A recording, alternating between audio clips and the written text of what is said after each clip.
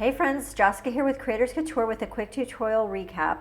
So in this series, what I'm doing is going through some of my previous Behance live streams that you might have missed because they're not on YouTube, and giving you a really condensed overview of the tutorial, going through the time lapse, and giving you all the important bits so that you can get to creating even faster. So in this one, we are using my 3D Effect embroidery brushes for Photoshop. It was really fun. And what we're creating is this really cool digital background, but what was awesome is that I only created just like one single motif, and then I put it in different ways and had a lot of fun with that.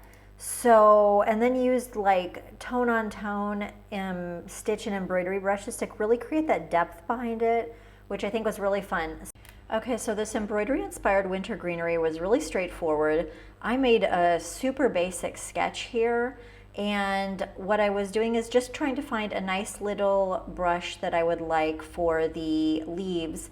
And I went ahead and sampled it in green. And now on this one, because at the end of the leaves, whenever I'm doing this round circle, it had a little bit of a little thing at the end. So I actually just went ahead and used my eraser brush tool to erase that out. So I did that. And then I actually just using the same exact brush, the same exact the same exact brush, I just sampled a different color to have that lighter green and then the darker green. And then I took another brush and just created these little sort of berries and then touched it up with the eraser brush tool.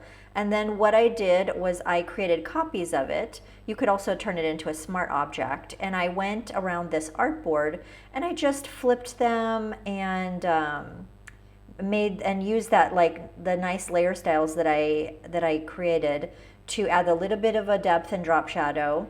And yeah, so I just moved it around the artboard here, flipped them so that it was, it wasn't feeling like it's always the same one necessarily, and then moving the balls around.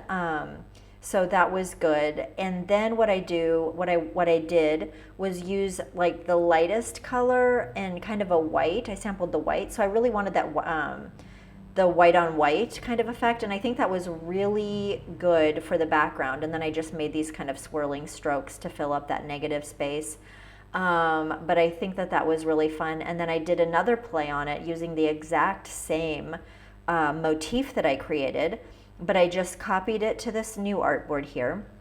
And so I just, I made myself a little bit of a guide layout, and I actually went ahead and put a couple of the stripes across in different strokes, leaving a space for the motif, the main motif.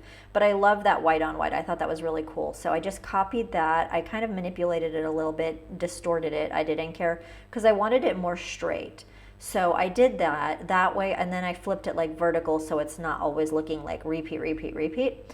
And also I think I moved the berries as well, and then I flipped it again and created this, and then I just have to duplicate that and then flip it the other way and then flip it the other way again, and now we've got this really cool kind of repeating sort of effect here. And I thought that was really fun, and it just, it gives the vibe. I was playing around with different things, but I really like the white on white. So I think that was it. It's super easy to do, and a lot of fun for the holidays.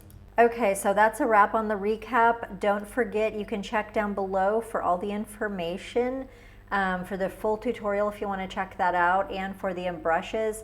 And if you have any questions, just let me know down below in the comments.